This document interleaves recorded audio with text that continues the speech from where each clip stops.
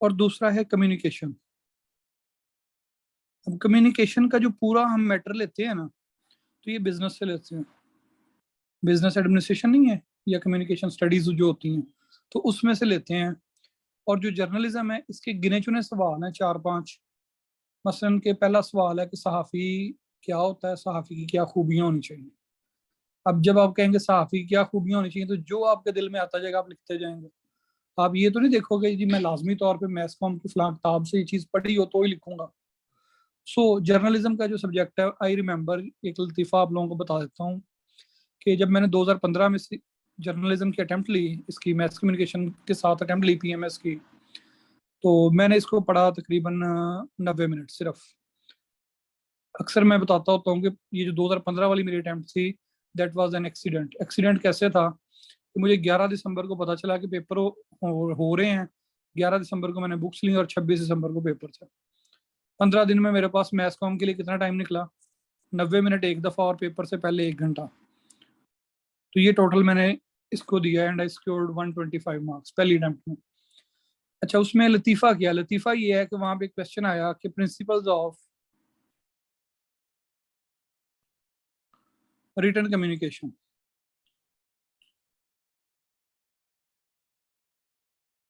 अब हमारा 7-8 लोगों का ग्रुप था, जिन लोगों ने मैथ्स कॉम पढ़ी हुई थी वो लिख के आए 7 सीज ऑफ कम्युनिकेशन।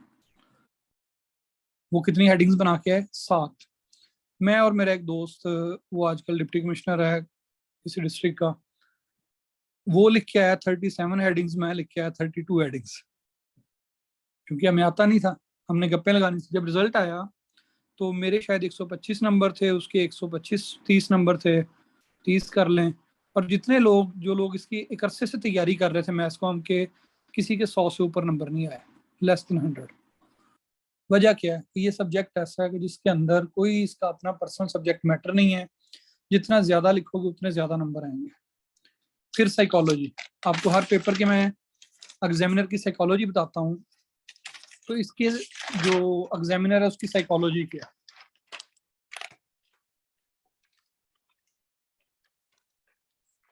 जो पीएमएस का मैथ कम्युनिकेशन का एग्जामिनर है उसकी साइकोलॉजी क्या है, उसकी साइकोलॉजी जब हम डिस्कस करेंगे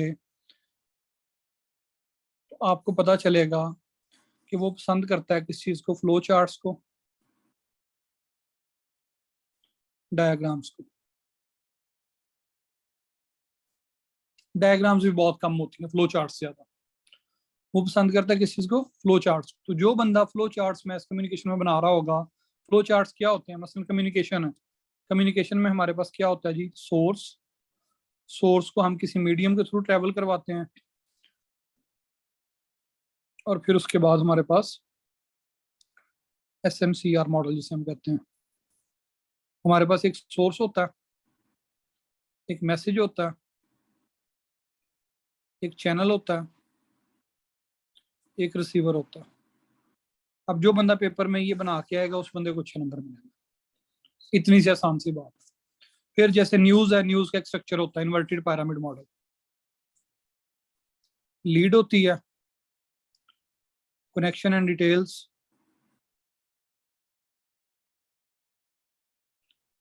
और रेलिवेंस कह लें या कंक्लूजन कह लें।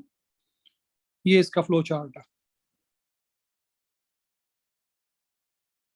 ये इसका फ्लो चार्ट टोटल। नहीं, मैथ कम्युनिकेशन अगर आप कहें ना कि हमें आप सर 10 मिनट में पढ़ाएं, 10 मिनट में भी पढ़ी जा सकती है, लेकिन चले हम सवालों के लिहाज से इसको एक दफा देख लेते हैं।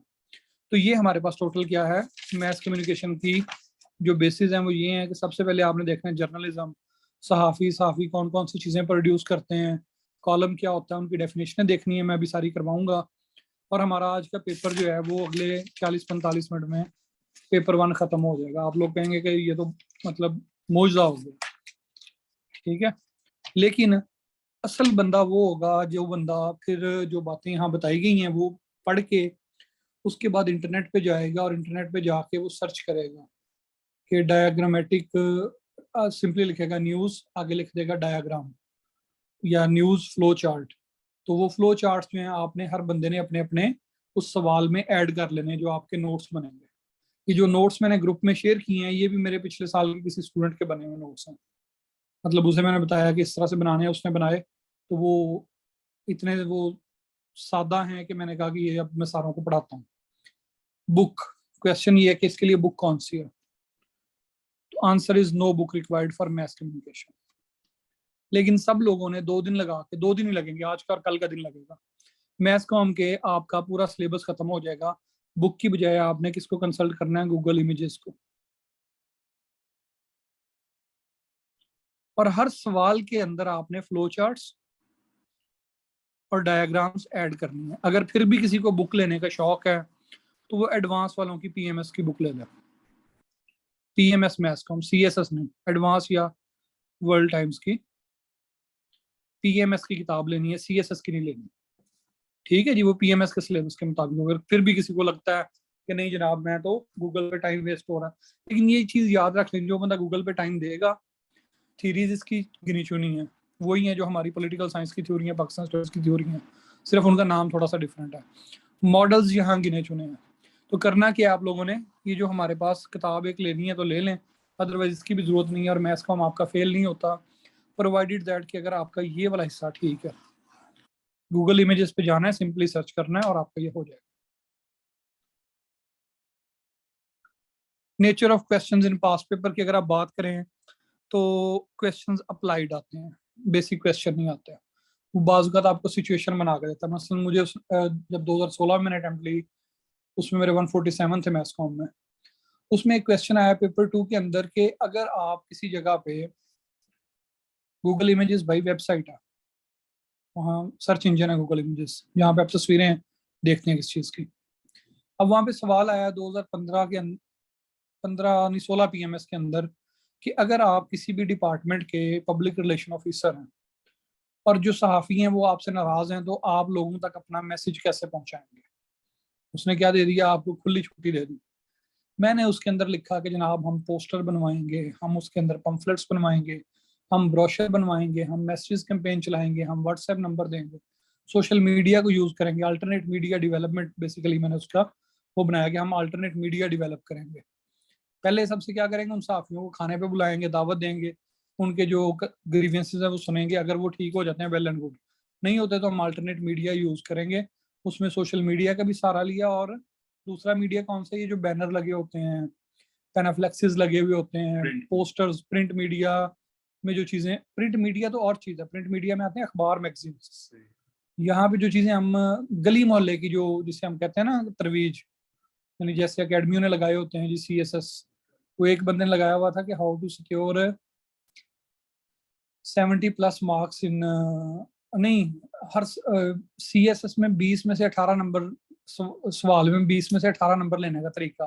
वो कोई बीए का टीचर है, उसने लाहौर के रिक्शों के पीछे ये लगवाया हुआ था कि 20 में से 18 नंबर कैसे लेने हैं सीएसएस के पेपर में। आई वॉज लाइक दिस, कि ये होता है जब कोई नॉन टेक्निकल बंदा टेक्निकल फील्ड में आने की कोशिश करे। तो वो उसने इश्तेहार बड़ा सा लगाया हुआ था, सर पता नहीं क्या नाम है, सर साइम, सर साइम ने क्या किया हुआ था, लगाया हुआ था कि 20 में से 18 नंबर कैसे लें सीएसएस में। अब सर साइम अब वेरी गुड, वेरी बड़े मतलब वो जाने जाते हैं किस चीज में, कि बीए के, जो बंदा भी बीए में इंग्लिश फेल कर रहा होता है, इनके पास जाए, उसकी बीए की इंग्लिश पास हो जाती है। बड़ा अच्छा नाम है। लेकिन जब आपने बीए को क्रॉस किया और सीएसएस साइड पे आए, नतीजा क्या निकला, लोगों ने लतीफे बनाए, इस चीज में मीम्स बनी कि 20 में से 18 नंबर सर साइम लेके देंगे, जो खुद कभी सीएसएस पास नहीं कर सके, या खुद जिनको सीएसएस का आइडिया नहीं। सो यहाँ पे देखो, मेरे साथ आ जाओ। अब हम आते हैं सिलेबस की तरफ। जब हम सिलेबस की बात करेंगे,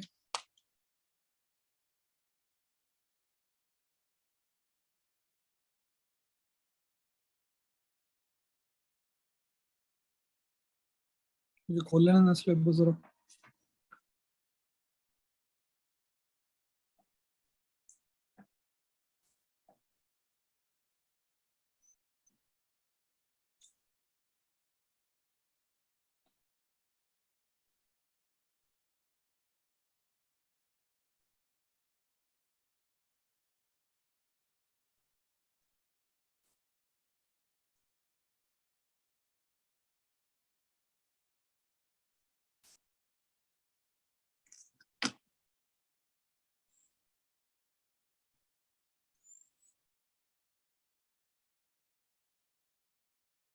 पहला सवाल है न्यूज।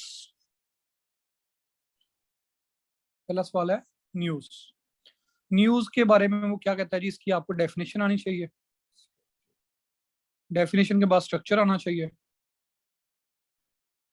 फिर उसके बाद लैंग्वेज का पता होना चाहिए कि न्यूज की लैंग्वेज कौन सी होती है, फिर रिपोर्टिंग,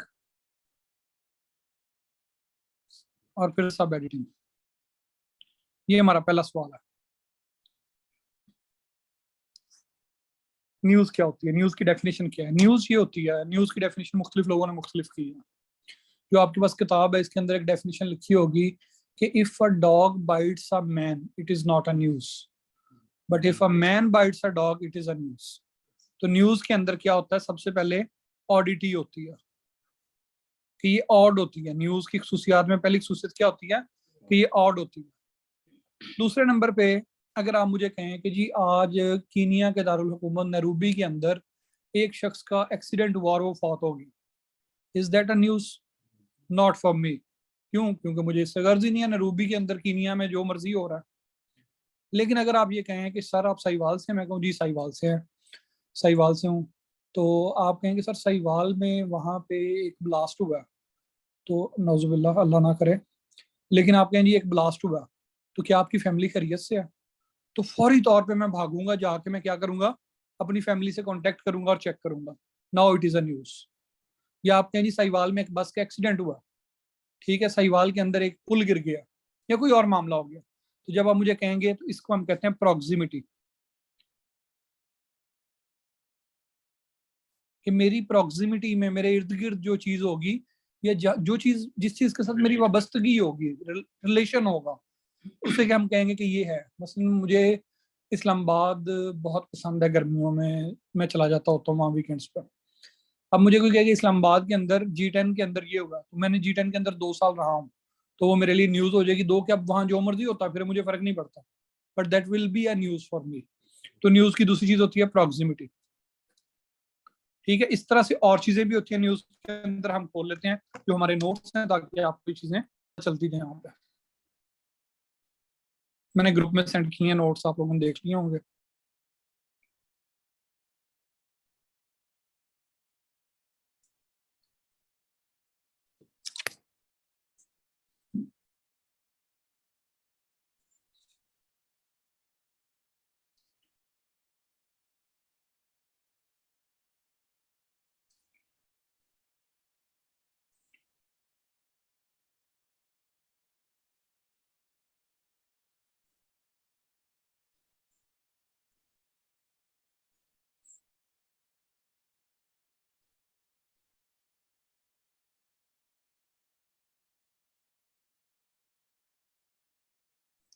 लो जी, हमारे पास आ गया मैथ कम्युनिकेशन पेपर 1। अब भी खोल लें, व्हाट्सएप किया हुआ। जब आप मैथ कम्युनिकेशन का पेपर 1 देखोगे तो सबसे पहले इसने इसको डिफाइन किया। डिफरेंट डेफिनेशंस हैं। कहता है news is information about current events, this में प्रोवाइड दिस में be provided through many different media, words of mouth, printing, postal systems, और आज इसमें आजकल इसमें आप ऐड कर लेंगे सोशल मीडिया। नई चीज ऐड हो जाएगी, क्या? सोशल मीडिया इस डेफिनेशन में। फिर इसकी एक और डेफिनेशन है, news is anything out of the ordinary, normal से हटके जो भी बात होगी वो न्यूज होगी। फिर कहता है news is the unusual picture of life. Again unusual क्या आ गई इसमें? ऑडिटी आ गई, नॉर्मल से हटके है। फिर किसी ने कहा जी news is like a hot cake coming straight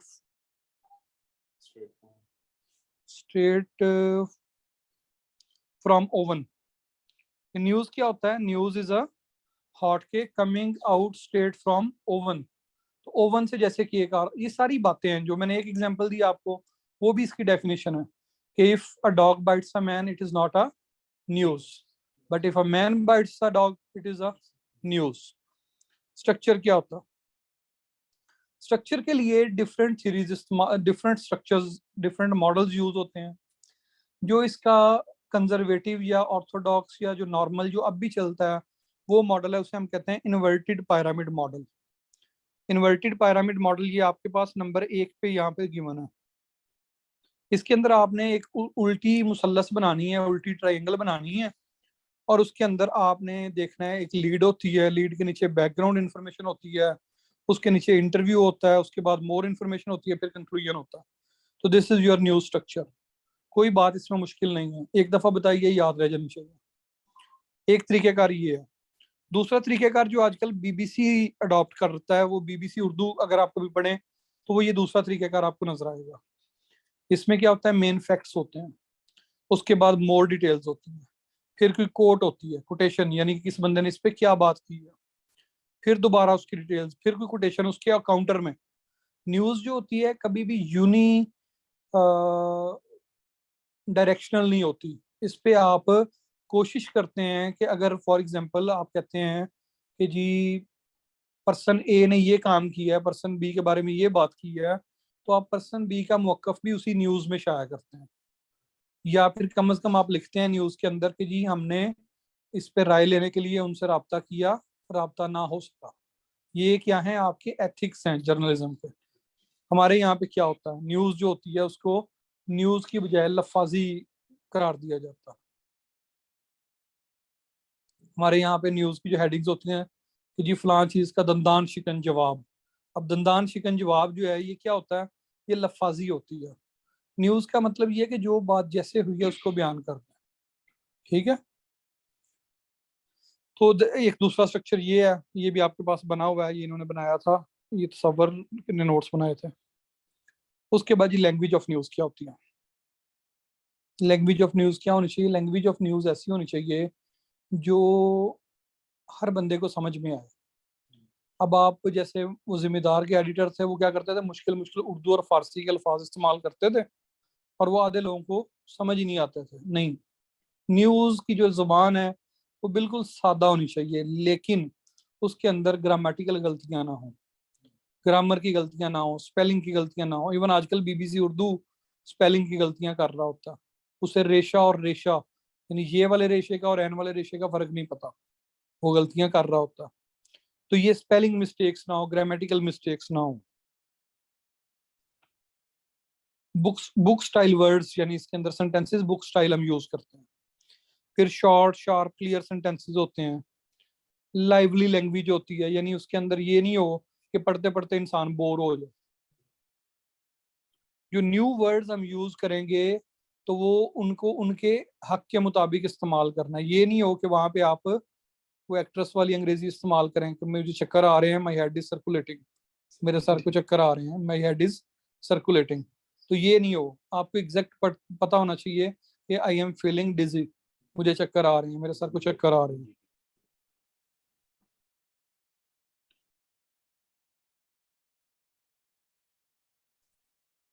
किसी ने कहा है कि डॉन न्यूज की लैंग्वेज जो है ये भी फ्लॉड होती है, तो यस, कई दफा मैंने पढ़ा है, उसके अंदर कई सेंटेंसेस होते हैं जो ग्रामेटिकल एरर का शिकार होते हैं, तो वो नहीं यूज करनी चाहिए। और फिर ऐसे में, essay is a literary thing, Dawn news is a news. तो न्यूज और ऐसे की लैंग्वेज में फर्क होता है। फिर सेंटेंस स्ट्रक्चर क्या होता है, सबऑर्डिनेट क्लास स्ट्रक्चर इसमें यूज करना है आपने, फिर एंड बट का इस्तेमाल करना है, पेड नेगेटिव्स यूज करने हैं, जो मर्जी इसमें लिखते जाए। फिर जनाब सब्जेक्टिविटी होती, ऑब्जेक्टिविटी होती है। ऑब्जेक्टिविटी का क्या मतलब होता है, ऑब्जेक्टिविटी का मतलब ये होता है कि मेरे कमरे में आप आए हैं, मैं आपसे कहूँ कि यार आप ना सोफे के ऊपर टांगे करके ना बैठे, आप इस बात पे उठ के चले जाएं बाहर। मैं पूछूं क्या हुआ, तो कहेंगे आपने मुझे कमरे से निकलने का कहा है। मैं कहूँ तो मैंने तो सिर्फ इतना कहा कि सोफे के ऊपर टांगे करके ना बैठे, नॉर्मल बैठे। आप कहेंगे ਉਹਦਾ ही मतलब ਹੁੰਦਾ जिवें तुसी गल कीती है ना। ये क्या होता है कि आपने मेरी बात में से कोई और बात निकाल ली, इन्फरेंशियल की तरफ चले गया, आपने मेरे वर्ड्स एग्जैक्ट कोट नहीं किए।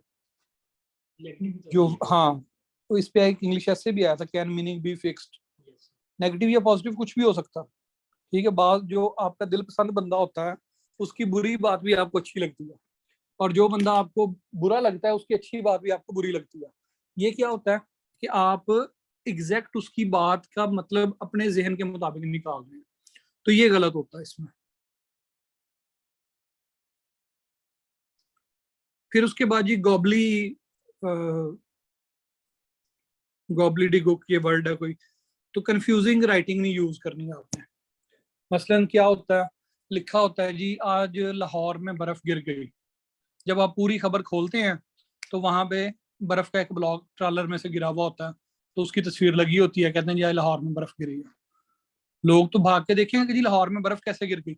अब दिखने में क्या लग रहा था, दिखने में ये लग रहा था कि शायद लाहौर में स्नो फॉल हुई है, लेकिन जब आपने उसको खोला, डिटेल्स पढ़ी, तो अंदर से क्या निकला, कुछ भी नहीं। ठीक है, इसी तरह से एक खबर में पढ़ रहा था कि शाह सलमान ने, सऊदी अरब के शाह सलमान ने, और बड़े किसी क्रेडिबल सोर्स ने ये फेसबुक पे लगाई हुई थी।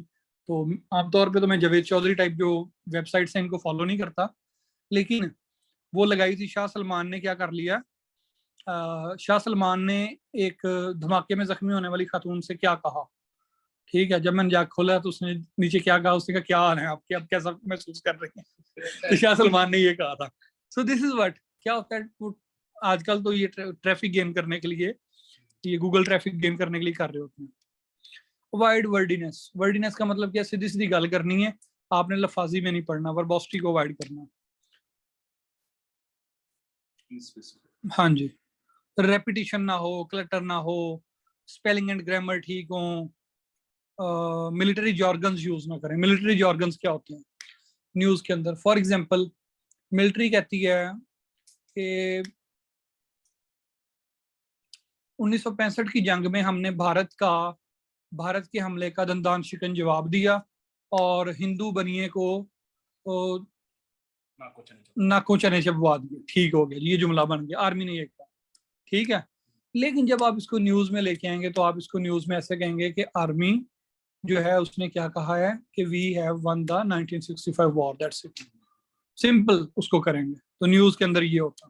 तो ये वर्ड्स हैं, ये 15 हेडिंग्स सबर ने लिखी हैं, आप चाहें तो इसको 50 हेडिंग्स कर लें। जो जो आपके दिल में आता है कि ये बात होनी चाहिए, ये नहीं होनी चाहिए, सारी बातें ठीक है। CSS और PMS में कोई बात गलत नहीं होती। अब आते हैं जी न्यूज रिपोर्टिंग। न्यूज रिपोर्टिंग क्या होती है, आपने सिर्फ इस पे महदूद नहीं रहना जो मैं नोट्स दी हैं, आपने खुद से भी चीजें इसमें ऐड करनी है। उससे आपकी क्या आएगी, सारे लोगों के वो डिफरेंट होगा, एक उसमें नजर आएगा आपको। न्यूज रिपोर्टिंग क्या होती है, रिपोर्टिंग क्या होती है कि किसी इवेंट को जाके देखना और फिर उसको लिख के अखबार को भेज देना ताकि वो अखबार उसको पब्लिश कर सके। तो इस प्रोसेस को, यानी लिखने को, ऑब्जर्व करने को हम क्या कहते हैं, रिपोर्टिंग कहते हैं। यानी किसी भी प्रोसेस को, किसी भी चीज को ऑब्जर्व करके उसको लिख के तो सेंड करने के प्रोसेस को रिपोर्टिंग कहते हैं।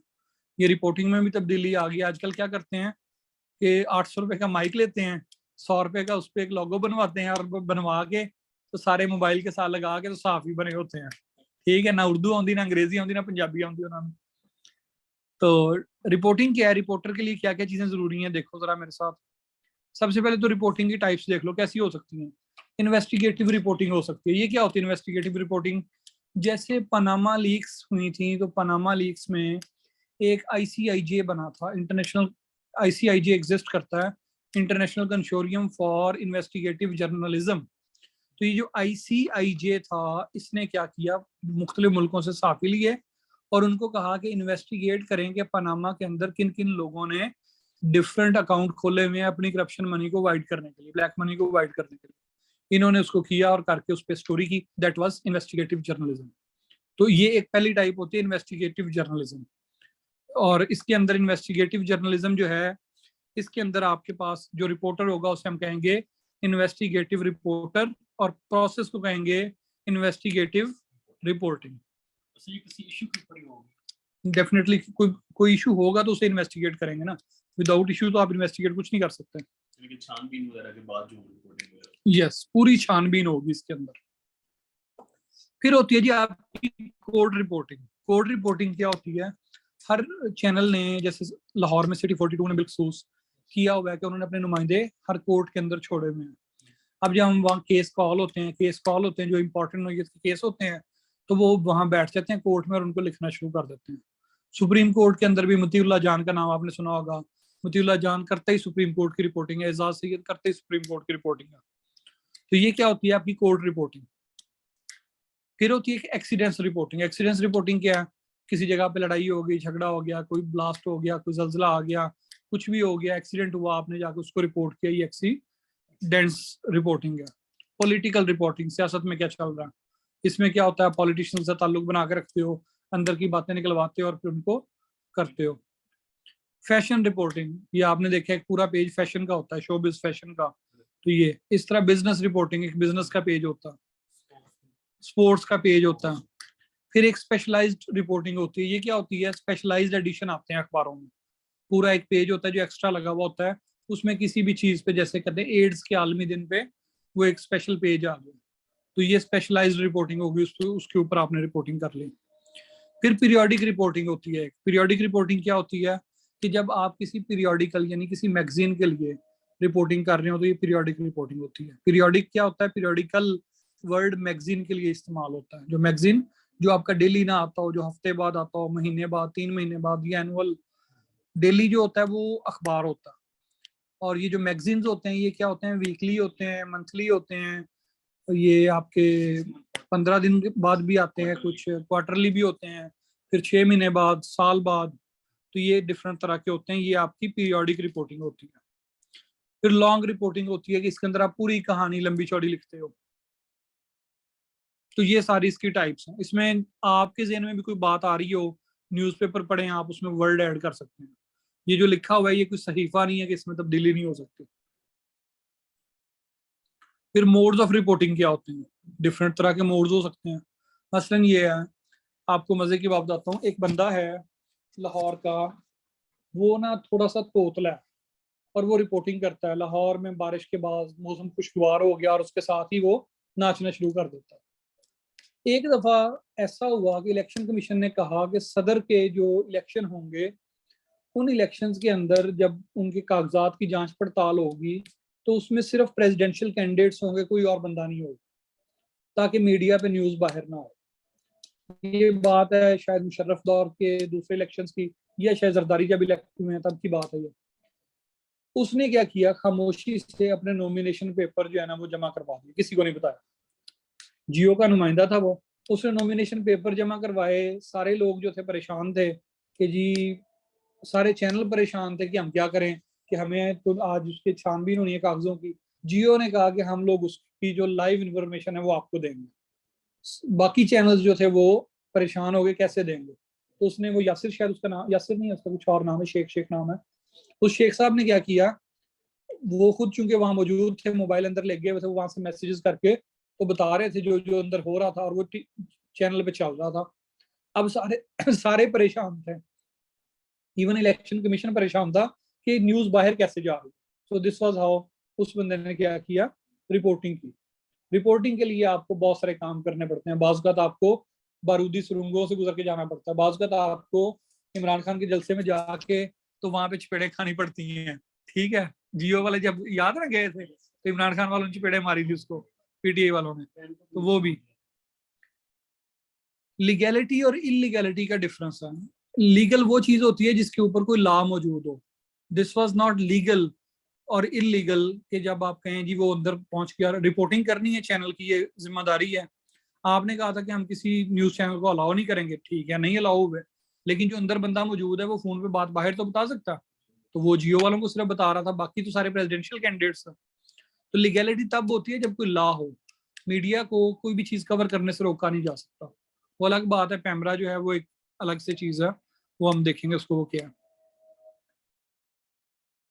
मुख्तलिफ तरह की रिपोर्टिंग होती है। रिटर्न स्टेटमेंट हो सकती है ये, जैसे फॉर्मल फाइनेंशियल स्टेटमेंट होती है, बजट होता है, जैसे जैसे आपका इकोनॉमिक सर्वे होता है, या किसी भी कंपनी क्या करती है, अपना ऑडिट करती है, ऑडिट के बाद अपनी चीजें शाया करती है, तो आप उसको वो ले लेते हो। ये टेबुलेटेड स्टैटिस्टिक्स हो सकते हैं, जैसे फॉर एग्जांपल वो आपने अक्सर देखा होगा, इश्तिहार देती है ये आपकी गवर्नमेंट, इश्तिहार देती है 2018 के अंदर महंगाई की शर्रा ये थी, एक तरफ वो लिखा होता है दाल की कीमत ये थी, चीनी की कीमत ये थी, और दूसरा लिखा होता है कि करंट कीमतें ये हैं। तो ये टेबुलेटेड होता है, टेबल बने हुए होते हैं उसमें। फिर उसके बाद अकाउंटिंग रेशोज होती हैं, ये भी तरह तरह की बातें हैं, छोड़ें इसको, लिखे हैं इसको। ग्राफिक रिपोर्ट्स होती हैं, आप तस्वीरें बनाते हैं या ग्राफ बनाते हो। रिक्विजिट्स क्या हैं जनाब, आप ये बताएं कि रिपोर्टिंग करने के लिए जरूरी है, क्या जरूरी होना चाहिए हमारे पास। तो सबसे पहली बात ये है कि सबसे कहते हैं ना सबसे तेज, कि आपका बंदा वहां पे सबसे पहले पहुंचे, प्रॉम्प्टनेस होनी चाहिए। फिर फॉर्म एंड कॉन्सेंट, कॉन्सेंट बड़ी जरूरी है। एक बंदा है उसके साथ एक हादसा हो गया, इस पे लतीफा बना हुआ है कि एक कॉलेज में बम धमाका हो गया, तो एक खातून जो है ना वो बेचारी उस ट्रॉमा में अभी खड़ी थी, तो साफी जाके माइक लेके उसके सामने खड़ा हो गया, जी आपने कैसा महसूस किया, धमाका कैसे हुआ। उसने कहा तो बम जो है ना ऐसे ऐसे चलते हुए मेरे पास आया, आके मुझे कहता है बाजी गल सुनना, मैं जो मुड़ के देखा उन्हें कहा ठीक है। दिस इज व्हाट, कि आपको कॉन्सेंट चाहिए होती है जो बंदा, ये आप जबरदस्ती किसी की वो नहीं कर सकते। हाँ पब्लिक फोरम एक अलग चीज है, यहाँ पे पब्लिक और प्राइवेट स्पेस का ख्याल रखना जरूरी है। आपको पता है ये एक साफी है जो करता है ये मुख्तलिफ लोगों पे जाके छापे छापे मारता है, इकरारुल हसन, इसने एक एसएचओ से थप्पड़ खाए थे हैदराबाद में। ठीक है इसकी पावर होगी, इसने बाद में पीएसपी वालों को कह के उस एसएचओ को सस्पेंड करवा दिया होगा। रिसेंटली इसने दोबारा भी मार खाई है। इसको एक तो पहले भी हुआ था सर, अभी दोबारा वही बड़ा इसको कमरे में बंद करके मारा, कपड़े उतार के। बिल्कुल ठीक किया, हाँ वो जो आईबी वाला इशू है। Yes yes yes. अब देखो एक चीज है, मैं इस कमरे के अंदर बैठा हूँ, मैंने दरवाजा बंद किया हुआ, आपका कोई राइट नहीं है कि बगैर पूछे मुझे मेरे कमरे में दाखिल हो जाए, मैं किसी पब्लिक स्पेस पे नहीं हूँ। मैं अपनी गाड़ी के अंदर मौजूद हूँ, उसके दरवाजे बंद हैं और मैं अपने उसको प्रॉपर जगह पे पार्क किया हुआ है, या मसलन मैं जा रहा हूँ, आपको कोई राइट हासिल नहीं है कि आप जाएं और मुझसे पूछें जी आपके पास लाइसेंस है। लाइसेंस का सिर्फ मुझसे ट्रैफिक पुलिस वाला पूछ सकता है, इसके अलावा प्राइम मिनिस्टर भी नहीं पूछ सकता। लाहौर में भी हुआ, जैसे वो सेक्रेटरी जो थे इरिगेशन, उन्होंने उसको कहा कि वो जब कहा टॉम डिक एंड हैरी, वो खबीस को ये नहीं पता कि ईडीएम है टॉम डिक एंड हैरी, उसने कहा जी इन्होंने देखे मुझे गाली दी है। तो वो जब ऐसे होते हैं तो फिर वो साफी भी ऐसे होते हैं। उसने कहा जी गालियां बकती हैं। उसने कहा सेक्रेटरी इरिगेशन ने कहा कि who are you to question me, कि मेरे पास वो है ग्रीन ड्राइवर के पास लाइसेंस है या नहीं है। तो उसने आगे से कहा कि go bring some traffic police officer जो आके मुझसे सवाल करे, who are you to ask. तो उसने कहा कि आप बस बता देना। उसने कहा जी मैं क्यों बताऊं, मैं आपको आंसर ही नहीं करता, मैं आंसरेबल ही नहीं हूँ आपको। और फिर उसने कहा कि जो है ना do you think you can interfere in the private sphere of life, every Tom Dick and Harry is holding a mic and doing this. तो उसने कहा कि ये इसने गाली दी है। तो इसका मतलब क्या होता है कि कोई गामा माजा, उर्दू में इसका मतलब ये होता है गामा माजा आके मेरे को सवाल नहीं कर सकते। यस ये गामा माजा, हाँ जी। तो ये आपकी कॉन्सेंट होना जरूरी है अगर आपकी प्राइवेट मैटर जो है ही ओपन मेरिट मैटर, उसमें तो आपको किसी की जरूरत नहीं है। कंपेरेबिलिटी होनी चाहिए कि वो कंपेयर कर सके कि दफा यहाँ के लिए नॉर्मल हो। मसलन एक लैठा वाला ਜਿਹੜਾ ਮਜ਼ਾਕ ਪਿੰਡੋਂ ਸਾਡੇ ਲਈ ਬਣਿਆ ਹੈ, ਅਸੀਂ ਆਪ ਪਿੰਡੋਂ ਤੇ ਉਹ ਕੀ ਹੁੰਦਾ ਹੈ, ਉਹ ਕਹੇਗਾ ਵੇਖਿਆ ਉੱਥੇ ਰਾਤ ਸਾਰੀ ਲਾਈਟ ਬਲਦੀ ਰਹਿੰਦੀ है, उसके लिए ये न्यूज होगी, but is it news for a person who is living in a city? No. तो ये यहाँ पे कंपेरेबिलिटी है आपके लिए कि अगर आपके इलाके में सड़क नहीं है तो मेरे इलाके में सड़क है, तो आपके इलाके में सड़क बनना एक न्यूज है, लेकिन मेरे इलाके में सड़क होना न्यूज नहीं है। कंपैरिजन होना चाहिए।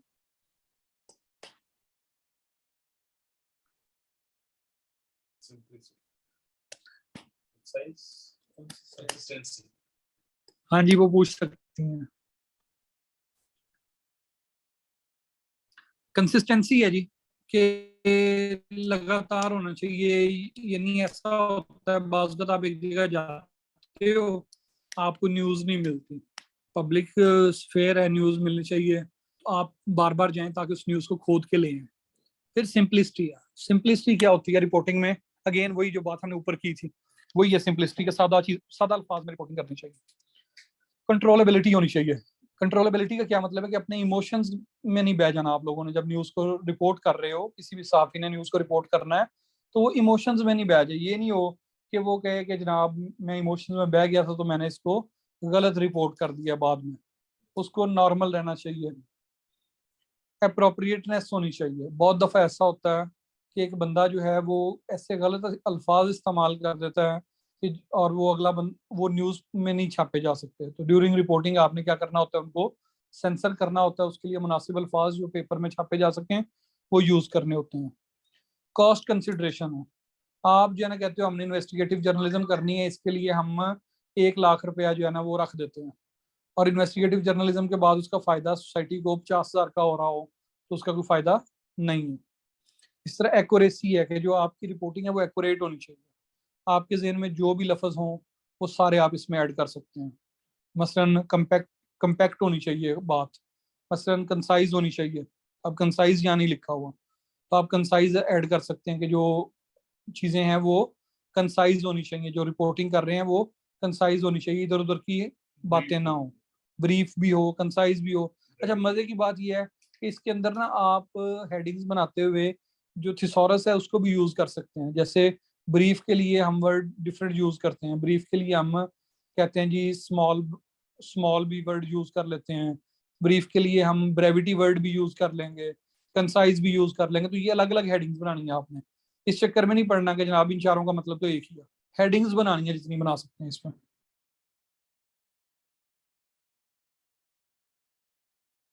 जी जी ठीक है सर, 6 बजे आ जाइएगा, मैं 6 बजे क्लास स्टार्ट करूंगा, रिकॉर्डिंग लगी रहने देना। फिर जनाब सब एडिटिंग ऑफ न्यूज। सब एडिटिंग क्या होती है? सब एडिटिंग ये होती है कि जब रिपोर्टर ने सारे पाकिस्तान से पूरी दुनिया से मुख्तलिफ रिपोर्ट्स आ गई हैं, अब अखबार ने ये डिसाइड करना है कि इन ये जो हम यहाँ खबरें लगाने जा रहे हैं, क्या ये खबरें जो हैं हमारे अखबार का हिस्सा बन सकती हैं या नहीं बन सकती। तो इसका डिसीजन कौन करेगा? Sub editor. फिर जो न्यूज आई है उसकी लैंग्वेज, बाज का रिपोर्टर जो है वो ज्यादा पढ़ा लिखा नहीं है, उसकी लैंग्वेज में मसला है, उसके तलफ़ुज़ का मसला है, तो उसके तलफ़ुज़ नहीं सीखेंगे, स्पेलिंग का मसला है, तो वो क्या करोगे आप लोग? उसको ठीक करोगे। फिर उसको अखबार को डिजाइन करना है, खबर जो है आपने वो 3 कॉलम की लगानी है, 4 की लगानी है, छोटी सी 1 कॉलम की लगानी है, ये भी कौन डिसाइड करेगा? सब एडिटर डिसाइड करेगा।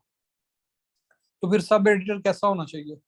अगेन पढ़ा लिखा होना चाहिए, उसके जो है ना आईक्यू लेवल अच्छा होना चाहिए, उसको जुबान पे ग्रिप होनी चाहिए, और वो क्या हो उसके अंदर जो दिल में आता लिखते हैं।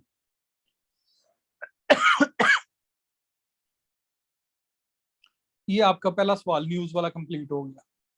इस यहाँ तक आपको कोई मुश्किल मसला मुझे बताएं जरा, मैं 2 मिनट की ब्रेक लूंगा, पानी शानी पीऊंगा।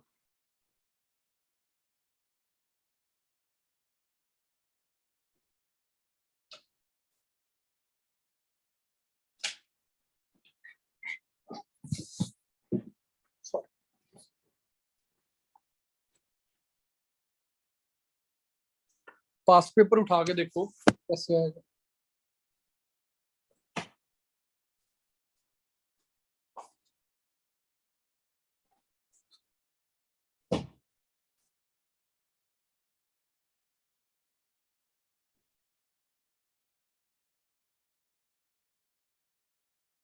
ट्रैक्टर भी ऐड कर सकेंगे, ये सारी चीजें आप रिकॉर्ड कर सकते हैं, जो आपका दिल करे इसमें आप ऐड कर सकते हैं। अगेन मैं बताया है कि आपने इस चीज पे नहीं रहना, थिसॉरस पे जाएं, आपको वहां लफ्ज ब्रीफ मिला है, ब्रीफ लफ्ज को देखें, वो सर्च करें थिसॉरस पे, उससे मुतल्लिका जितने वर्ड्स आपको मिले हैं उनको लिख लें, और जो हेडिंग बन सकते हैं उनको अपने पास ऐड कर लें। जितनी ज्यादा हेडिंग्स उतने ज्यादा नंबर। अगला सवाल है हमारा क्वेश्चन नंबर 2, कहते हैं जी फीचर कॉलम एडिटोरियल, इन तीनों में इन क्या डिफरेंसेस होते हैं, इनके ऑब्जेक्टिव कैसे डिफरेंट है, स्ट्रक्चर कैसे डिफरेंट है, स्टाइल कैसे डिफरेंट है, कंटेंट कैसे डिफरेंट है। ये सारी बातें इसमें आ जाएंगी, तो बारी बारी हम देखते हैं क्या है। फीचर क्या होता है? फीचर जो होती है ना, एक कलर्ड स्टोरी टाइप राइटिंग होती है राइटिंग ही है, लेकिन ये कलर्ड पेज पे आमतौर पे छपता है, और इसके अंदर ये कॉलम से डिफरेंट होता है। कॉलम के बारे में भी हम जाएंगे तो पता चलेगा मजीद। फीचर जो होता है ये क्या करता है? स्पेशल करेक्टरिस्टिक बताता है किसी भी फीचर स्टोरी के, जिस चीज पे स्टोरी हो रही है उसके स्पेशल करेक्टरिस्टिक्स। मसलन मेरा एक दोस्त है, वो सहाफ़ी है, तो वो फीचर राइटिंग करता रहा एक अरसा ना, सुजाग के लिए। सुजाग एक लोकल एनजीओ है, वो एनजीओ क्या करती थी अपनी वेबसाइट पे डिफरेंट चीज़ों पे, अब उसने फीचर लिखे, मसलन उसने लिखा कि तारीखी शहर तुलंबा में हुक्कों का कारोबार।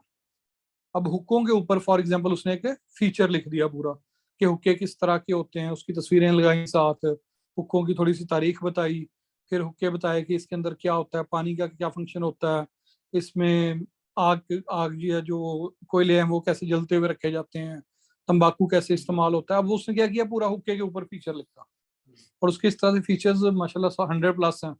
Is about to publish a book on this. फिर फीचर के ऑब्जेक्टिव दूसरे होते हैं जी, list ideas that could be developed into feature stories.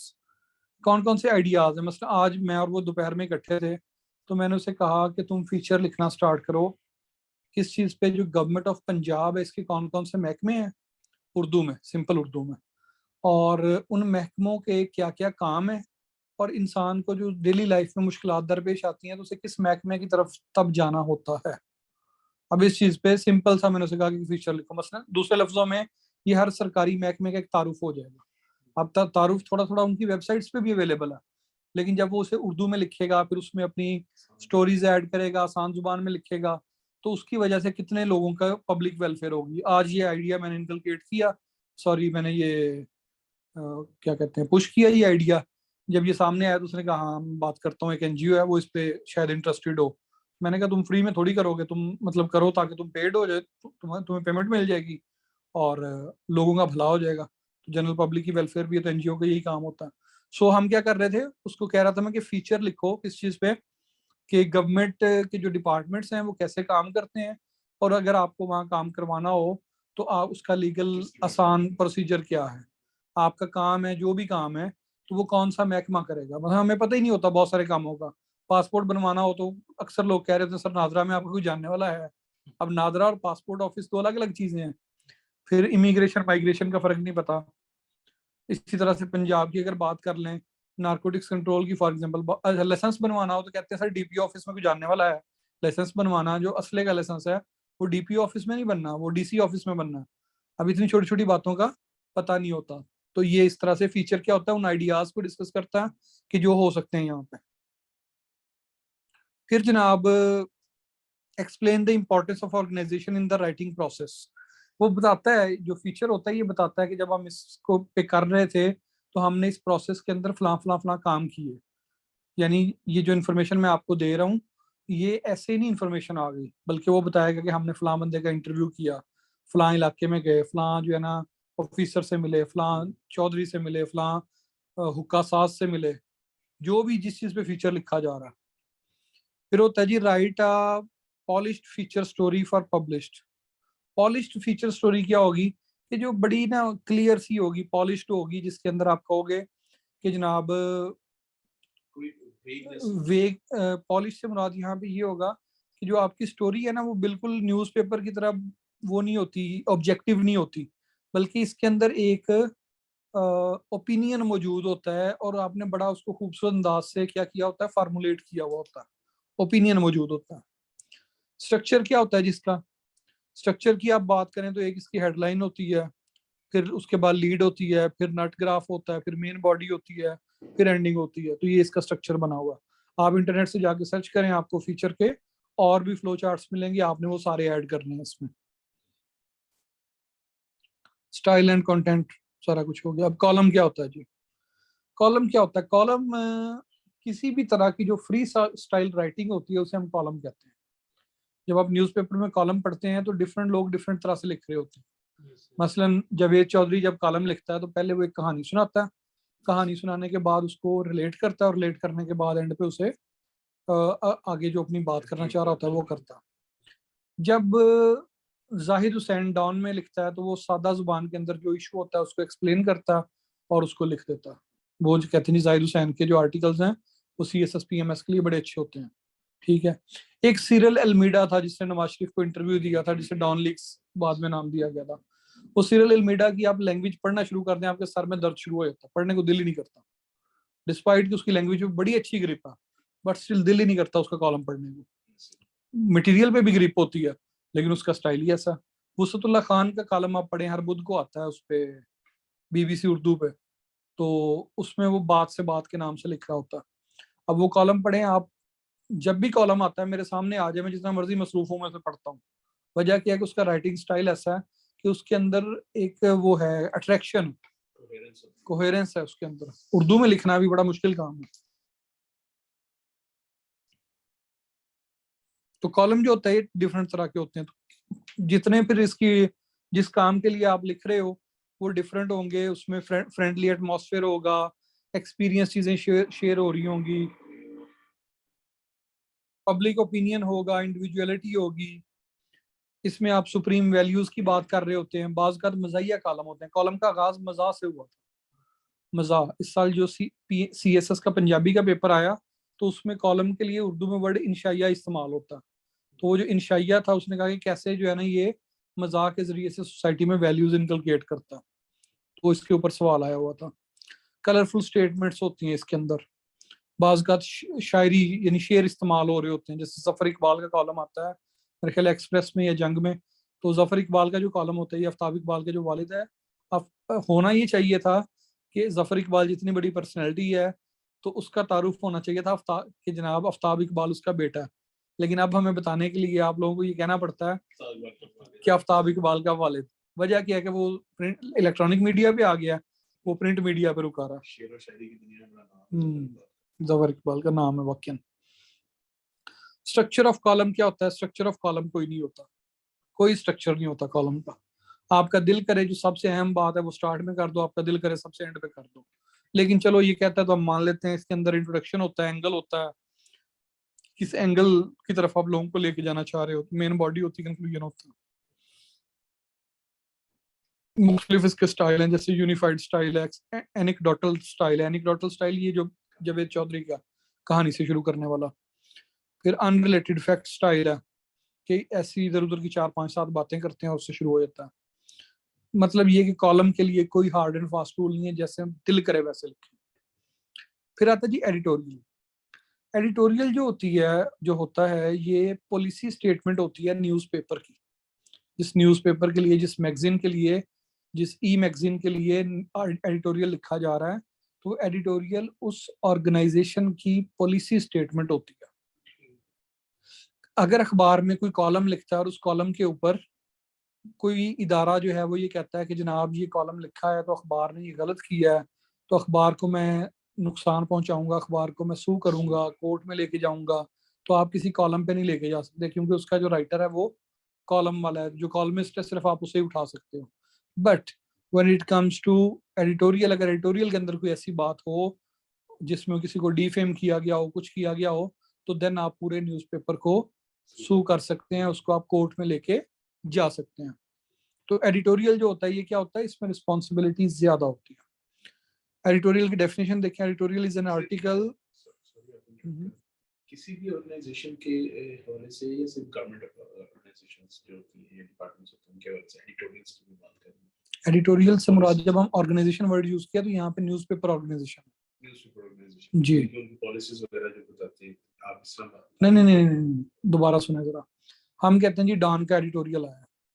अब डॉन के एडिटोरियल पे जो एडिटोरियल वाली साइड है ना, जो उस पे 2 या 3 पैराग्राफ या 2 या 3 टॉपिक्स आए हैं, तो उन 3 टॉपिक्स पे डॉन बहसियत न्यूज़पेपर क्या सोचता है वो उसकी पॉलिसी स्टेटमेंट है।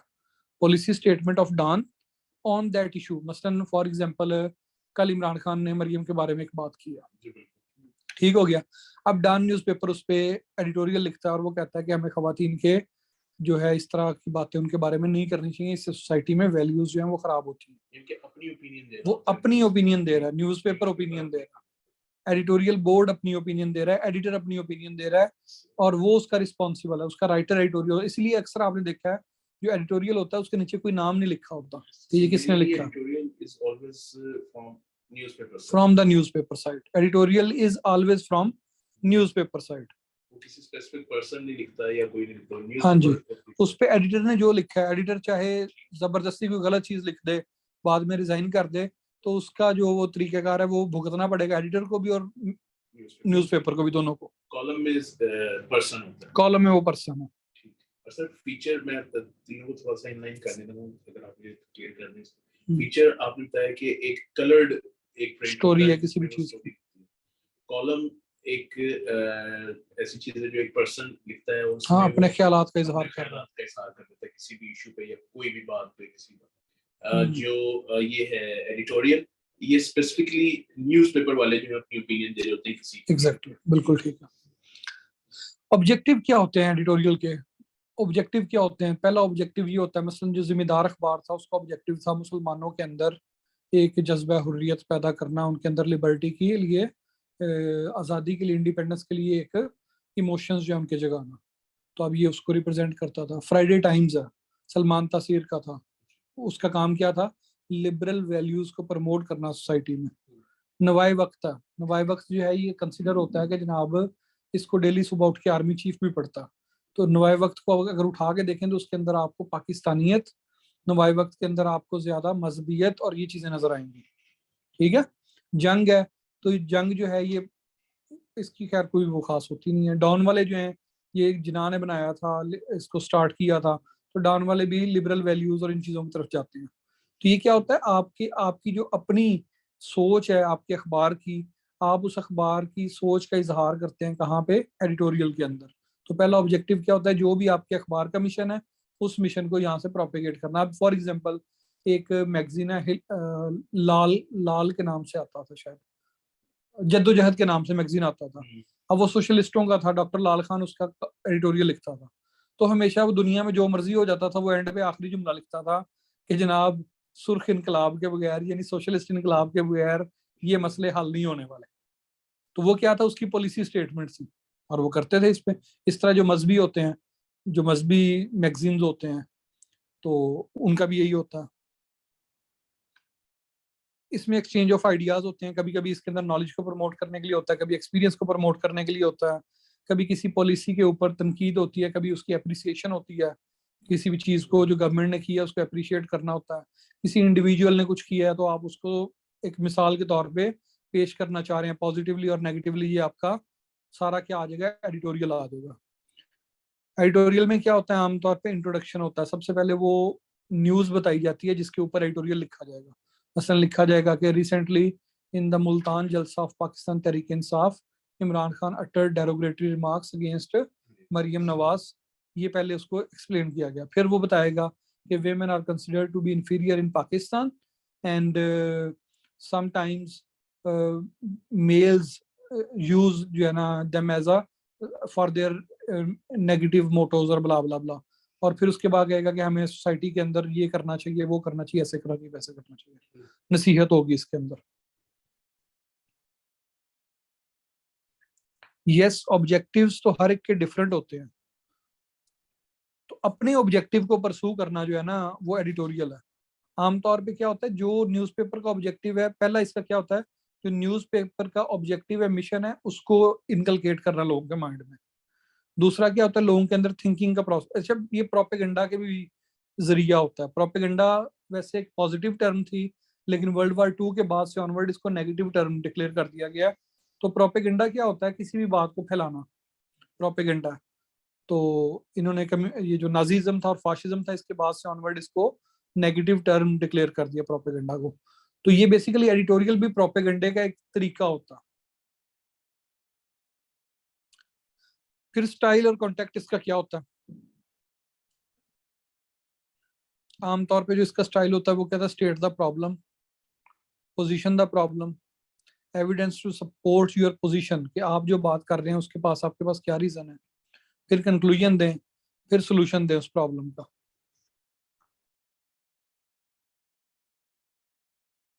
That's it. ये हमारा दूसरा सवाल हो गया। तीसरा क्या सवाल है? Organisational structures of national newspapers and news. ठीक है सर, इसमें जो एडिटोरियल है इसमें मेंशन तो नहीं किया होता किसी राइटर का नाम, तो न्यूज़पेपर वालों को पता होता है कि ये किसने लिखा है? जो तो न्यूज़पेपर किस का, राइटर नाम? न्यूज़पेपर के ऊपर फ्रंट पेज पे एडिटर का नाम होता है। न्यूज़पेपर के ऊपर फ्रंट पेज पे एडिटर का नाम होता है। Organisational structure of national newspaper and news agencies, ये पेपर में सवाल नहीं आएगा क्योंकि न्यूज़पेपर इतने ज्यादा हो गए हुए हैं कि अब इसके ऊपर कुछ आने के चांसेस नहीं है। लेकिन अगर मैं आपसे ये सवाल करूं कि आप एक न्यूज़पेपर निकालना चाहते हैं, तो आप उस न्यूज़पेपर के कौन कौन से हेड्स बनाओगे? तो ये इस तरह से आ सकता है कि एक अच्छा न्यूज़पेपर जो है उसका ऑर्गेनाइजेशनल स्ट्रक्चर कैसा होना चाहिए। ये इस तरह से आ सकता है, ये स्पेसिफिकली नहीं आएगा कि जंग न्यूज़ का या डॉन न्यूज़ का आप ऑर्गेनाइजेशनल स्ट्रक्चर लिखें, ऐसे नहीं आएगा। You are not suppose to know everything about the newspaper. तो क्या होता है जी ऑर्गेनाइजेशनल स्ट्रक्चर, सबसे ऊपर वो बंदा होता है जिसने इसमें इन्वेस्ट किया होता है, जिसे हम मालिक कहते हैं। मालिक के लिए लफ्ज पब्लिशर इस्तेमाल होता है। पब्लिशर के नीचे एडिटर इन चीफ होता है। एडिटर इन चीफ यानी कि जो छोटे एडिटर्स हैं उन सब का एक इंचार्ज होता है, चीफ एडिटर जिसे हम कहेंगे। उसके नीचे एडिटर होगा, एडिटर के नीचे सब एडिटर, न्यूज एडिटर, इस तरह के लोग होंगे।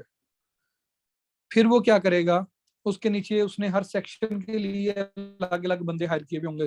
अगर साइंस के लिए साइंस का editor, business, sports, city, features, crime, जो जो अखबार के अंदर न्यूज होती है हर सेक्शन के लिए वो अलग एडिटर हायर कर सकता।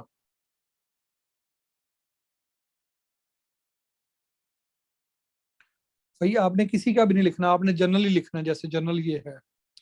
उसके नीचे फिर सब एडिटर होता है, और सब एडिटर के साथ कनेक्टेड होते हैं reporters, correspondent, staff writer, photographer, administrators, अच्छा ये चीजें, अकाउंट्स वाला बंदा, टैक्सेस वाला बंदा, ये सारे होते हैं। तो इसकी आपने अपनी तरफ से एक वो बना लेनी है, इसके अंदर कुछ भी नहीं है। तो ये आपका एक न्यूज़पेपर का स्टाइल होता है। देखें इसके अंदर क्या आपको नजर आ रहा है, फ्लो चार्ट नजर आ रहा है। जो जितना अच्छा फ्लो चार्ट बनाएगा उतने अच्छे मार्क्स आएंगे उसके। इसमें फ्लो चार्ट्स को वर्ड्स में एक्सप्लेन कर दें, बाद में इसी को वर्ड्स में एक्सप्लेन कर देना। पहले हेडिंग भी सब में करेंगे, हेडिंग्स बनानी है।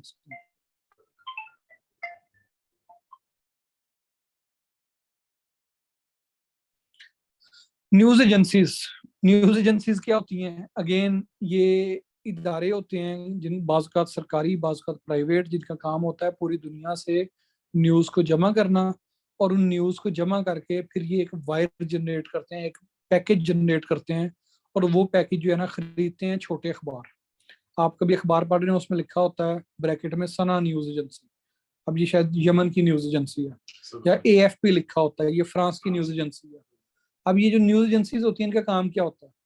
ये क्या करती हैं, इन्होंने पूरी दुनिया के अंदर अपने नुमाइंदे रखे हुए होते हैं। वो नुमाइंदे उस एजेंसी को खबरें भेजते हैं।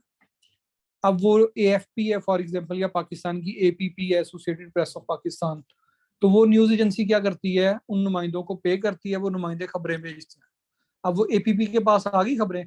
अब मैं फॉर एग्जांपल एक अखबार निकालना चाहता हूँ, तो मैं क्या करूंगा, सब्सक्रिप्शन लूंगा APP की। APP क्या करेगी कि मुझे आज शाम 6 बजे तक, 7 बजे तक, 8 बजे तक जो पूरे दिन की खबरें हैं वो सेंड कर देगी। मेरा खर्चा बच जाएगा अखबार में हर जगह पे अपने एडिटर्स लगाने का। तो फिर अखबार क्या करता है, जैसे जंग न्यूज़पेपर है, अब जंग न्यूज़पेपर ने बहुत सारी एजेंसियों के साथ कोलैबोरेशन की हुई होगी, सब्सक्रिप्शन की होगी, जैसे AFP के साथ की होगी, जैसे बाज़ BBC के साथ की होती है, बाज़ किसी और एजेंसी के साथ। अब वो सारी एजेंसीज जो होती हैं वो अपनी शाम का पैकेज पूरा बना के पूरे दिन की जो खबरें होती हैं वो भेज देती हैं। ये उसमें से जो इनको लगता है कि हमारे अखबार में पब्लिश होनी चाहिए वो उठा के पब्लिश कर देते हैं। तो ये न्यूज़ एजेंसी का फंक्शन होता है।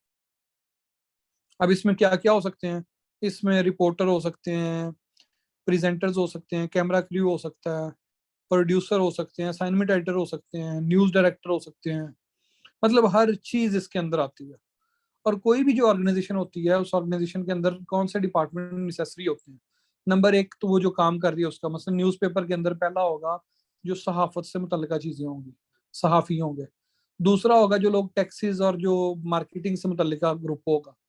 तीसरा ग्रुप कौन सा होगा कि जो क्या कर रहा होगा, एडमिनिस्ट्रेशन के काम कर रहा होगा। चौथा ग्रुप होगा जी वो कहेगा जी हमने दफ्तर जो बनाया है न्यूज़पेपर का, इसके अंदर सफाई करवानी है, इसका एक चौकीदार है तो उनका एक इंचार्ज होगा। तो यानी जितने भी एडमिनिस्ट्रेटिव डिपार्टमेंट्स आप बनाना चाहें इसमें बना सकते हैं। अब इसमें लिखे हुए मुख्तलिफ पाकिस्तान की APP है, इस तरह पाकिस्तान प्रेस इंटरनेशनल है, इस तरह UPP है, United press of Pakistan, national news agency है, फ्रांस की AFP है, AP अमेरिका की है। तो इसको सारी न्यूज़ एजेंसीज जो है ना, आप न्यूज़ एजेंसीज विकीपीडिया पे जाएंगे, उनको एनलिस्ट करेंगे, देख लेंगे कौन कौन से कंट्री की है। मैथ्स में चूंकि MCQs नहीं आते, ऑप्शनल सब्जेक्ट्स पे MCQs नहीं आते, तो आपसे वो नहीं पूछेगा ये किस साल में बनी, कब बनी, क्या नहीं हुआ। लेकिन आपको पता होना चाहिए बाज़ वन पेपर के MCQs में आ जाती है चीजें न्यूज़ एजेंसी। फ्लो चार्ट शुरू में बनाएंगे कि सारी हेडिंग लिखकर उसके नीचे बनाएंगे? इसके सवाल अटेम्प्ट करने का तरीका ये होता है, जब भी कोई सवाल आता है तो मैथ्स के अंदर आपने सबसे पहले उसकी आउटलाइन बनानी है सवाल की। आउटलाइन के बाद इंट्रोडक्शन लिखना है, इंट्रोडक्शन के बाद आपने अगले किसी नेक्स्ट पेज पे फ्लो चार्ट बनाना है, और फिर हेडिंग साथ चलती रहेंगी। और अगर एक से ज्यादा फ्लो चार्ट्स हैं तो जिस सब हेडिंग से मुतल्लिका फ्लो चार्ट है वो उसके नजदीक बनेगा। सर एक दफा आउटलाइन दे दी तो दोबारा फिर बीच में हेडिंग्स लिखने की जरूरत नहीं है, फिर सवाल मैं तो जैसे ही लिखता कहीं था, कंटिन्यू कर। नहीं नहीं नहीं, मैं लिखता होता हूँ। अच्छा आप लिखते थे? हाँ, और क्योंकि outline 768 मैंने outline भी इसलिए लिखते थे और फिर आउटलाइन भी और बीच में हेडिंग्स भी दोनों चीजें लिखता था। ठीक, एंड 768 इज मेरा ख्याल है कि स्कोर है। यूज्ड को माशाल्लाह। हम्म, ठीक है जी। नेक्स्ट है हमारे पास ethics of journalism and freedom of press. सबसे पहले मुझे ये बताएं कि जर्नलिज्म को कौन से एथिक्स का ख्याल करना चाहिए। सारी बातें वही हैं जो आपको पता है। क्या होना चाहिए कि जनाब बाइस नहीं होना चाहिए, सेंसेशन नहीं फैलानी चाहिए, गलत न्यूज नहीं देनी चाहिए, बाइस किसी एक ग्रुप को प्रमोट नहीं करना चाहिए, प्रोपेगेंडा कैंपेन का हिस्सा नहीं बनना चाहिए, लोगों को एजुकेट करना चाहिए। यही एथिक्स है इसके, जो सारा चल रहा है जो कि आजकल सारा उलट कुछ चल रहा है। उलट चल रहा है। अच्छा, जर्नलिज्म मुख्तलिफ तरह की होती है। प्रिंट जर्नलिज्म होती है। प्रिंट जर्नलिज्म में आपके पास क्या क्या आ जाएगा, मैगजीन आ जाएगा, अखबार आ जाएगा, रिसाला आ जाएगा, ये जो, और फिर आपके ये आ जाएंगे, ये जर्नल्स पब्लिश होते हैं ये आ जाएंगे। ये आपकी क्या है, प्रिंट जर्नलिज्म है। जैसे कोई थिंक टैंक जो होता है अपना जो क्वार्टरली जर्नल निकालता है तो वो भी प्रिंट जर्नलिज्म का पार्ट होता है, जर्नल भी। इसी तरह आपके पास आ जाएगा इलेक्ट्रॉनिक मीडिया, उसमें के पास आ जाएगा रेडियो, आ जाएगा टेलीविजन, आ जाएगा। सोशल मीडिया और उसके बाद फिर आपके पास तीसरा आ जाएगा सोशल मीडिया, या जो इंटरनेट की मदद से मीडिया है। उसके अंदर हम कहेंगे फेसबुक है, व्हाट्सएप है, ट्विटर है, डिफरेंट वेबसाइट्स और हैं। ये सारे जितने भी कम्युनिकेशन के तरीके हैं सारे उसके, वो आपके सोशल मीडिया में आ जाते हैं।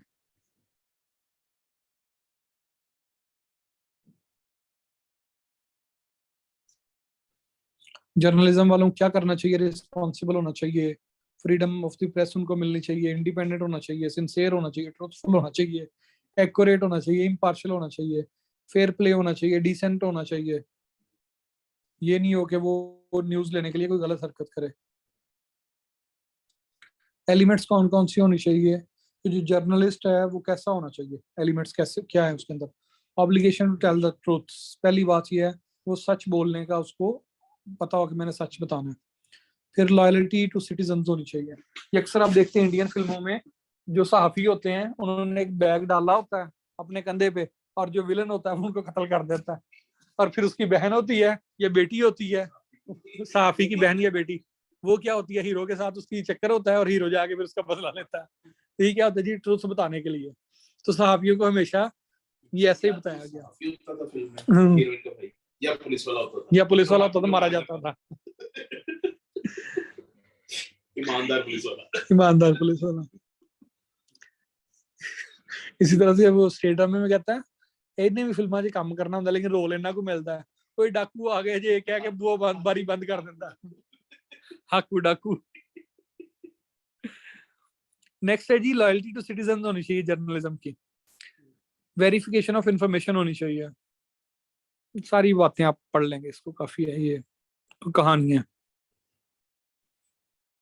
एथिक्स कौन कौन से होने चाहिए, विजडम होना चाहिए, ट्रुथ होनी चाहिए, जस्टिस होना चाहिए, टेम्परस होनी चाहिए, करेज होनी चाहिए, एक्यूरेसी होनी चाहिए, फेयरनेस, पब्लिक अकाउंटेबिलिटी होनी चाहिए। अब यहाँ पे एक क्वेश्चन आता है जो थोड़ा सा फिलोसफिकल बेसिस आप देंगे तो उसमें अच्छे नंबर आएंगे, that is freedom of press. इस पे आप एक कोटेशन लिखें, I disapprove of what you say but I will fight till death for your right to say. Rousseau ने कहा था, ये रोसो ने कहा था या वोल्टेयर ने कहा था? हमें तो बिलावल का पता है, उसने पिछले दिनों कहा था। I disapprove of what you say but I will fight till death for your right to say. ये वोल्टेयर ने कहा था, फ्रेंच फिलोसफर था। But I will fight till death for your right to say. ये इसमें quotation add कर लें। Freedom of press के ऊपर कोटेशंस आप देख लें, ठीक है जी।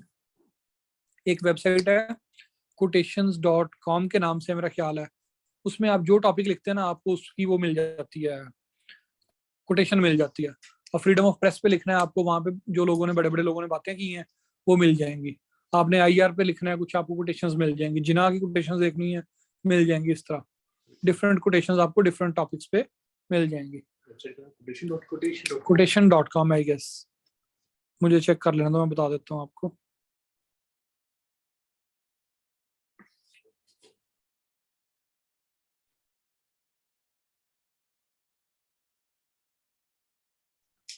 quotationpage.com भी है, फिर BrainyQuote, yes BrainyQuote जो है ना ये बड़ी इंपॉर्टेंट है, ब्रेनी कोट पे आपको सारी चीजें मिल जाती हैं।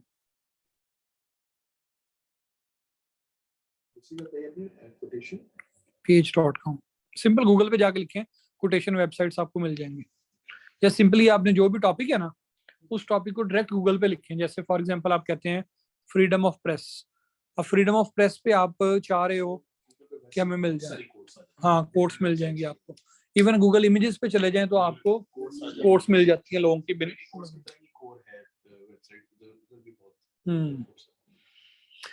अच्छा जी, फ्रीडम ऑफ प्रेस में क्या होता है जी?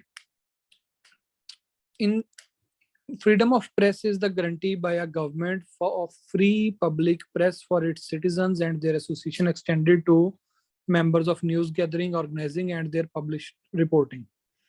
अच्छा इस पे आपने ये भी देखना है, ये बेसिकली फ्रीडम ऑफ प्रेस जो है ये निकलती है फ्रीडम ऑफ स्पीच से। तो आपने देखना है कि कॉन्स्टिट्यूशन ऑफ पाकिस्तान का कौन सा आर्टिकल फ्रीडम ऑफ स्पीच को डील करता है, वो आर्टिकल भी आपने अपने नोट्स में ऐड कर लेना है कि इन 1973 constitution the article flaw deals with the freedom of speech। ठीक है, freedom of speech freedom of press ही है।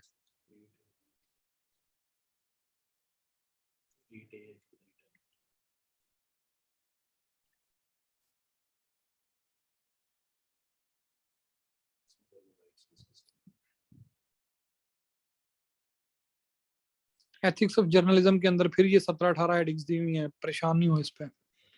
अब हमारा अगला टॉपिक आता है प्रेस लॉज इन पाकिस्तान। पाकिस्तान में प्रेस के लॉज कौन कौन से हैं?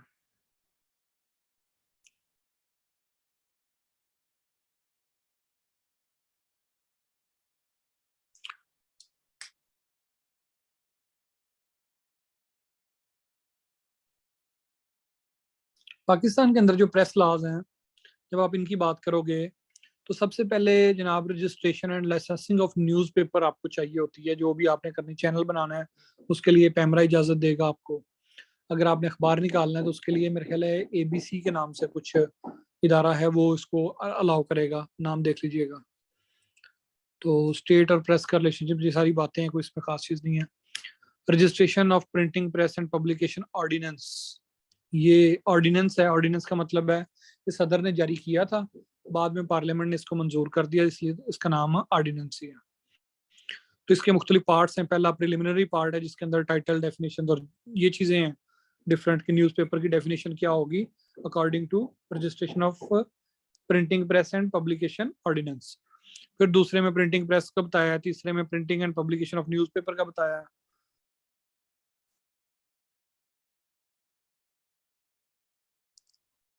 फिर चौथे पार्ट में press, newspaper, news agencies, books registration ordinance 2002 है। इस तरह press council of Pakistan ordinance 2002 है। इसके पॉइंट्स लिखे हुए हैं, आपने एक दफा इनको विकिपीडिया से जाके पढ़ लेना है और हेडिंग्स यहाँ बनी हुई हैं मजीद, इसमें आपने कर लेनी है, ऐड कर लेनी है। पैमरा इंपॉर्टेंट है यहाँ पे सबसे ज्यादा। PEMRA Pakistan electronic media regulatory authority ordinance, PEMRA ordinance. PEMRA के सवाल दो तरह से आ सकता है। एक इसका थ्योरेटिकल क्वेश्चन आ सकता है कि वो पूछेगा कि जनाब ये जो पैमरा है आपका, इस पैमरा का ऑर्गेनाइजेशनल स्ट्रक्चर क्या है, पैमरा जो है इसको कैसे लेजिटिमेसी मिलती है। तो आप वही बताएंगे कि ऑर्डिनेंस 2002 में आया था, इसके वजह से हमारे यहाँ पे क्या हुआ, प्राइवेट मीडिया जो था, प्राइवेट इलेक्ट्रॉनिक मीडिया जो है वो स्टार्ट हुआ, बहुत ज्यादा नए चैनल्स बने, ये एक्सप्रेस, जियो, ब्ला ब्ला ब्ला, हंड्रेड्स में चैनल्स चले गए। ये सारे किसके साथ, बेसिकली इनको कौन इजाजत देता है चैनल चलाने की? पैमरा इजाजत दे रहा होता है। पैमरा क्या होता है? ये रेगुलेटरी अथॉरिटी है। रेगुलेटरी अथॉरिटी का मतलब ये होता है कि जो कुछ चैनल्स में चल रहा हो, हमने इनके खिलाफ किसी भी किस्म की कोई दरखास्त देनी हो कि हमें इसमें प्रॉब्लम हो, तो हम क्या करेंगे, पैमरा से कहेंगे ये करो।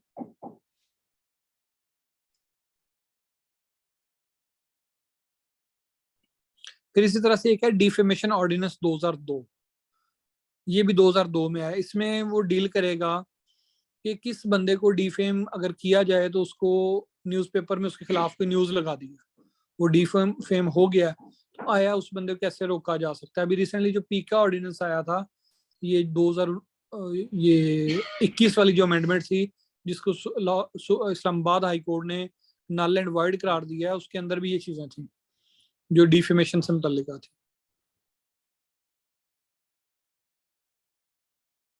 ये 5वां सवाल था। इस 5वें सवाल के अंदर आपने ये जो ऑर्डिनेंसेस बताए इनका आपको माइनर तारुफ होना चाहिए, ठीक है जी।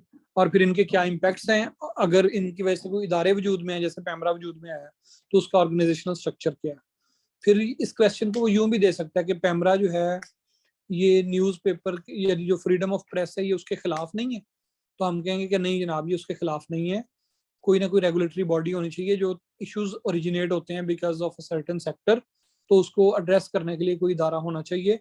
और ये न्यूज ये इसके खिलाफ इसलिए नहीं है कि अगर पैमरा का डिसीजन न्यूज़पेपर को ये लगे ये फ्रीडम ऑफ स्पीच के खिलाफ है, तो उनके पास right to appeal in the court of law मौजूद है, यानी जो भी चीज हो।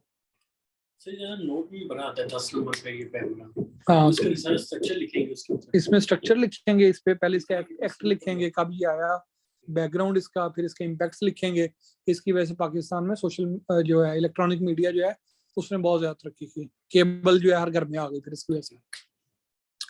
अगला सवाल है जनाब 6वां सवाल, इसमें कहते जी role of sir Syed Maulana Zafar Ali Khan, Mohammad Ali Johar, Hasrat Mohani and Hamid Nizami in Urdu press of सब कॉन्टिनेंट।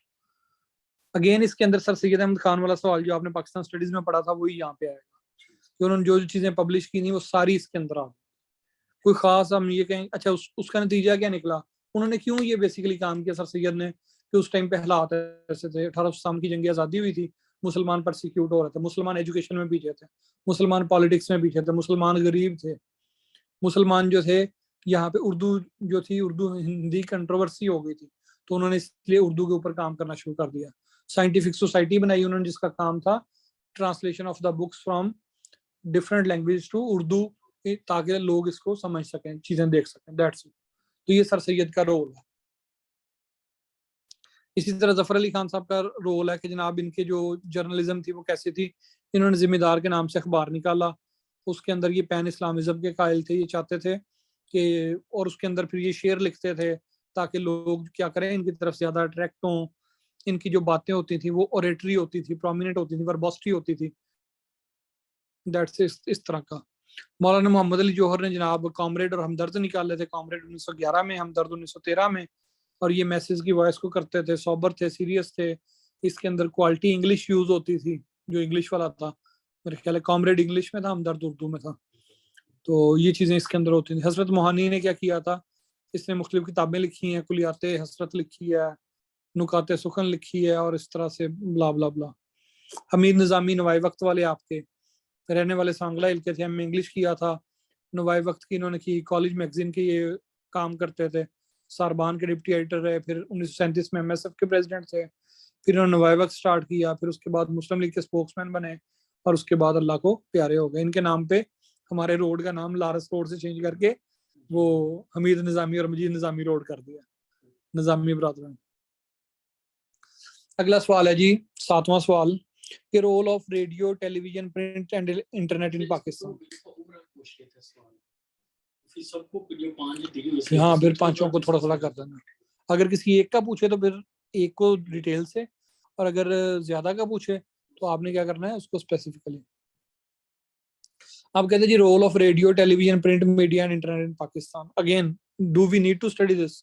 नो, हमें इसको पढ़ने की जरूरत नहीं है, जो आपके दिल में आएगा आप लिखते जाओ, दैट्स इट। सिर्फ ये है कि रेडियो पाकिस्तान में कब आया, रेडियो पाकिस्तान 14 अगस्त 1947 को ही आ गया था। इंडिया में पहली दफा कब आया वो आपने लिख लेना, इन्वेंटर कौन था ये देख लेना, कब इन्वेंट किया तब ये हो गया, ठीक है। उसके बाद आपके रेडियो की 2 टाइप्स होती हैं, एक एएम रेडियो होता है, एक एफएम रेडियो होता है। एएम रेडियो जो होता है वो मेरे ख्याल आल्टीट्यूड मॉड्यूलेटर होता है और फ्रीक्वेंसी मॉड्यूलेटर होता है। तो एफएम जो होता है ये छोटे छोटे शहरों में होते हैं। अब तो डिफरेंट जो ऑर्गेनाइजेशंस हैं, जैसे मोटरवे पुलिस है, इसने अपना एफएम बनाया हुआ है, हमारी यूनिवर्सिटी बीजेडयू का अपना एफएम था, ठीक है। तो एफएम क्या होता है, ये होता है 8 पेजेस होने चाहिए आपके क्वेश्चन के, स्पीड ज्यादा बनानी है आप लोगों ने और ये इसमें करना है। फिर इस तरह रेडियो इन पाकिस्तान, इसका आपने देख लेना कहाँ कहाँ स्टेशन है इनके, जो रेडियो पाकिस्तान है। और फिर आपने देख लेना है इस वक्त एफएम जो है वो ज्यादा चलता है, लाहौर के अंदर भी ये ट्रैफिक पुलिस ने अपना एफएम बनाया हुआ है। आप गाड़ी में जाते हैं, एफएम ऑन करते हैं, आपको पूरे शहर की वो खबरें देते रहते हैं ट्रैफिक से ओरिएंटेड। तो एफएम जो होता है इसका स्कोप महदूद होता है, इलाका महदूद होता है। जो एएम होता है, जो जैसे रेडियो पाकिस्तान है, तो ये एक बहुत बड़े एरिया को कवर करता है। टीवी का क्या रोल है जी? अगेन टीवी से आप इंटरटेनमेंट लेते हो, एजुकेशन लेते हो, इससे आपको आगाही मिलती है, जो जो आपका दिल करे लिखते जाए। यहाँ पे एडवर्टीजमेंट होती है इसमें। फिर इंटरनेट का क्या रोल है? इंटरनेट जो था आपको पता है पहले डायल अप कनेक्शन होता था, वो जनाब आप कार्ड खरीद के लाते थे, स्क्रैच करके वो ऐड करते थे, आपको घंटे मिलते थे। अब क्या हो गया, आपके मोबाइल के अंदर इंटरनेट आ गया, तो ये सारे ऑब्सोलीट हो गए हैं, लेकिन ये कि ओवरऑल एक आ जाएगा इसमें।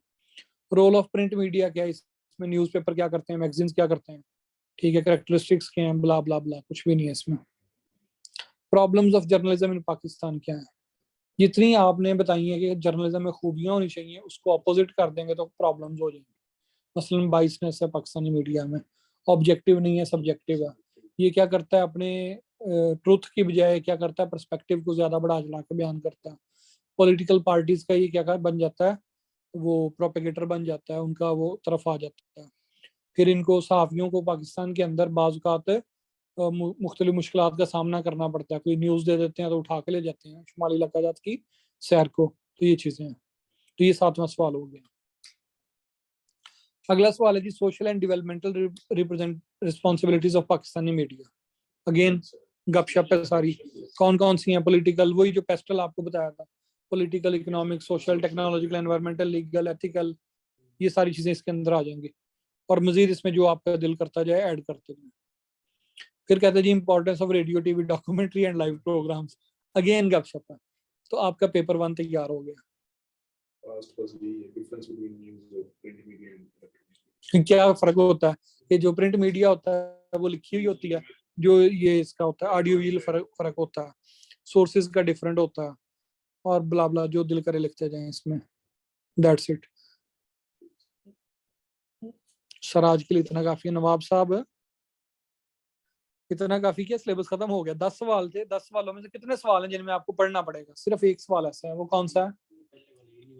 नो, न्यूज वाला भी नहीं पढ़ना पड़ेगा, ये पैमरा वाला क्वेश्चन आपको पढ़ना पड़ेगा, या फिर दूसरे नंबर पे जो सजरा है वो सर सैयद वाला है। इसके अलावा पूरे पेपर को पढ़ने की जरूरत नहीं है।